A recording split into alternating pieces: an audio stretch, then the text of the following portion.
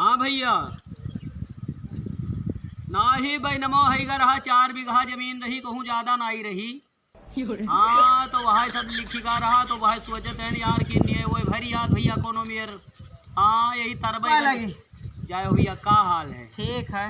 और कहाँ है जमीन अमीन? अरे ये जमीन थोड़े लिखान है तरबगंज में, हाँ। हाईवे के किनारे। अच्छा। हाँ तो वही बातचीत होत रही ना, ऊपर से फोन आवा है। ऊपर से फोन आवत है आपका? ऊपर से फोन आवा है। हमसे ज्यादा ना हाको। हाँ ज्यादा ना हाको। हाँ हाँ जतरी तोहार असलियत है हम जानित है। कौन असलियत?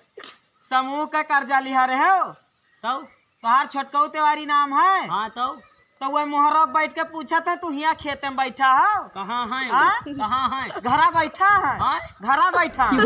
अरे रुको बताई है, रुको। रुको। आओ, आओ।